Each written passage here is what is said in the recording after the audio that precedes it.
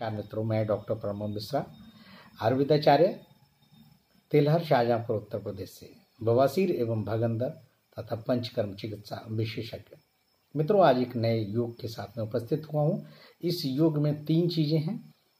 इसमें शुद्ध नाग, शुद्ध वंग और शुद्ध जस्ता। तो ये तीनों की भस्मों के साथ बनाया जाता है, जिसे त्रिवंग कहते हैं। इसका बहुत ही ज़्यादा उपयोग है, उसके बारे में चर्चा करेंगे। पहले इसकी मात्रा के बारे में जानकारी ले लें। इसको 1 रत्ती से 2 रत्ती तक दिन में 2 बार आवश्यकता अनुसार ले सकते हैं। अनुपान के रूप में शहद, और आप सभी लोग जानते हैं शहद अनुपान वहाँ होगा जहाँ पर व्यक्ति कफज है, और मक्खन और मलाई वहाँ पर लेते हैं जहाँ व्यक्ति वातज है। तो शहद, मक्खन या मलाई के साथ में देते हैं। अब इसके गुण और उपयोग के बारे में जानकारी प्राप्त कर लेते हैं, और ये सब कुछ आयुर्वेद सार संग्रह से मैं आपको बता रहा हूँ। प्रमेह विकार में त्रिवंग भस्म बहुत ही प्रभावी है, प्रमेह विकार में, और खासतौर से मधुमेह में भी लाभकारी है। विशेषकर मूत्रपिंड या मूत्र वाहिनी नलिका पर इसका बहुत असर होता है। ये यूरिथ्रा पर इसका बहुत अच्छा असर पड़ता है, और जहाँ पर मधुमेह की संप्राप्ति बनती है वहाँ पर इसका प्रयोग किया जाता है। मधुमेह में केवल नाग भस्म का प्रयोग करें तो बहुत ज़्यादा लाभकारी होता है, परंतु त्रिवंग भस्म का प्रयोग भी देने से लाभ होता है। कुछ लक्षण विशेष होने पर, जैसे मधुमेह वालों की संधि स्थान जोड़ों में जहाँ पीड़ा होती है, जो मधुमेह के रोगी होते हैं उनके जोड़ों में दर्द होता है, सिर में तथा पेट में दर्द होता है, ऐसी अवस्था में त्रिवंग भस्म का प्रयोग बहुत लाभकारी होता है। जहाँ पर मंदाग्नि हो, पेट फूल जाए, है ना, तो वहाँ पर भी त्रिवंग भस्म का बहुत लाभ होता है।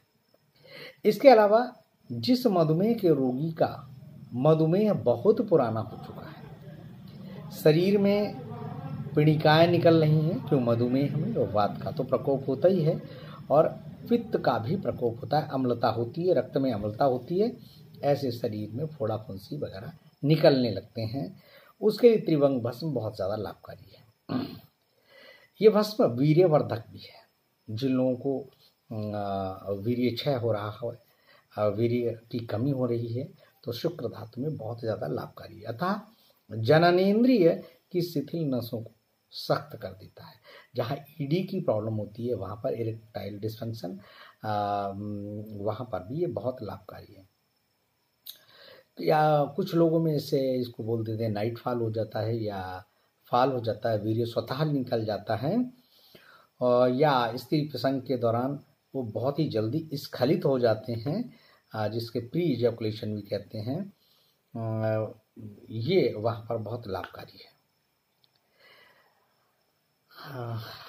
इससे वहाँ पर भी बहुत अच्छा लाभ मिलता है जहाँ जननेंद्रियों की मांसपेशियों की नसें कड़ी हो जाती हैं, साथ ही शुक्र भी गाढ़ा हो जाता है। अतः वीर्य विकार के लिए ये भस्म बहुत उपयोगी है। तो ईडी में क्या होता है कि इरेक्टाइल डिस्फंक्शन में जो इरेक्शन पावर है कम हो जाती है, यानी कि जननेंद्रिय की मांसपेशियाँ जहाँ कड़ी नहीं हो पाती हैं, इरेक्शन नहीं हो पाता है, वहाँ पर इसको देने के से जननेंद्रिय की मांसपेशियाँ कड़ी हो जाती हैं, और ईडी की प्रॉब्लम में बहुत लाभकारी है। छोटी सी आयु में मासिक धर्म होना, या 14 से 20 वर्ष तक की आयु में पुरुष का समागम ज़्यादा होना, तो जो महिलाओं में तो छोटी सी आयु में मासिक धर्म यदि ज़्यादा होने लगता है, ये 14 से, ये यूँ कहते हैं टीनेजर्स, 13 to 19 ईयर्स की आयु में पुरुषों का समागम ज़्यादा अगर होना है, इससे गर्भधारण शक्ति कमज़ोर हो जाती है। तो गर्भधारण शक्ति जिनमें कमज़ोर हो जाती है, तो वहाँ पर गर्भ रुकता ही नहीं है, और असमय ही गर्भ पुष्ट नहीं होकर के गर्भ क्या होता है, गर्भपात हो जाता है, गर्भ क्षय हो जाता है। साथ ही प्रसूता को भी अत्यंत कष्ट भोगना पड़ता है। बहुत सी स्त्रियों में ज्वरादि हो जाता है, और वो तपेदिक की भी शिकार हो जाती हैं, टेटनस वगैरह की शिकार हो जाती हैं, जिससे छुटकारा पाना कठिन और असंभव होता है। ऐसी हालात में गर्भाशय को शक्ति प्रदान करने के लिए, स्त्रियों की कमजोरी को दूर करने के लिए त्रिभंग भस्म बहुत उपयोगी है। कहने का मतलब है इरेक्टाइल डिस्फंक्शन में और स्त्रियों का जो गर्भाशय है उसमें जो कमजोरी आ जाती है, वहाँ पर त्रिभंग भस्म एक पोषण का काम करती है और गर्भाशय बल कारक कहा जाए। श्वेत प्रदर में इसका बड़ा अच्छा उपयोग है। और जहाँ पर सफ़ेद पानी निकल जाता है पुरुषों में भी, वहाँ पर बहुत ज़्यादा लाभकारी है। और 20 प्रकार के जो शुद्ध प्रमेय हैं और शिलाजीत और मधु मिलाकर के त्रिभंग भस्म के साथ में 1 रत्ती की मात्रा में सेवन कराना चाहिए। मधुमेह में तो कराना ही चाहिए, लेकिन अन्य प्रमेय जो हैं वहाँ पर भी त्रिभंग भस्म का शिलाजीत और मधु के साथ में प्रयोग कराना चाहिए, तो बहुत ही ज़्यादा लाभकारी होता है मधुमेह में। बहुत सारे लोग कुछ विषय भोग आदि का चिंतन करते ही शुक्र स्राव हो जाता है, अपने ही आप शुक्र निकल जाता है।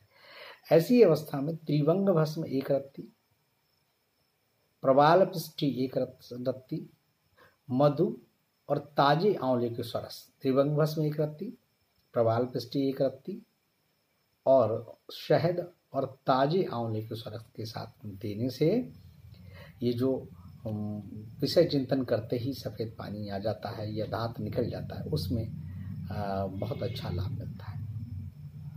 बार बार गर्भस्राव हो रहा है, गर्भाशय की कमजोरी है, गर्भ शक्ति नष्ट हो रही है, गर्भधारण नहीं हो पा रहा है, ऐसी स्थिति में त्रिभंग भस्म 1 रत्ती,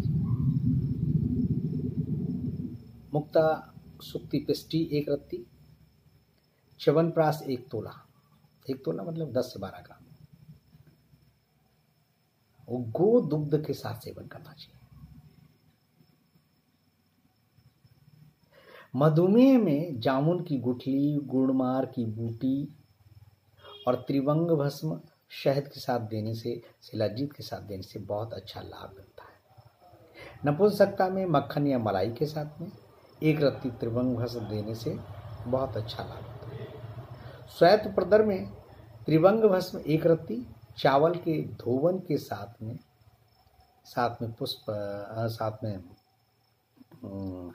पुष्यानुचूर्ण और बर्गर संग भस्म 2 रत्ती में मिलाकर देने से बड़ा अच्छा लाभ मिलता है। It was all about the त्रिभंग भस्म। उम्मीद करते हैं त्रिभंग भस्म के जो प्रयोग बताए, गर्भाशय के लिए बल कारक है, ईडी में काम करता है, जहाँ पर प्री इजैकुलेशन है, जहाँ पर अर्ली इजैकुलेशन है, वहाँ पर त्रिभंग भस्म का प्रवाल पिष्टी के साथ में प्रयोग बताया गया था, जिसमें आंवले का रस और मधु के साथ में, और जहाँ पर गर्भाशय की कमजोरी है वहाँ पर त्रिभंग भस्म को मुक्ता सुक्ति भस्म के साथ में और मधु के साथ में देने से, मलाई और शहद के साथ में भी देने से अत्यंत लाभकारी है। थैंक यू, नमस्कार। अधिक जानकारी के लिए संपर्क करें 7007216775।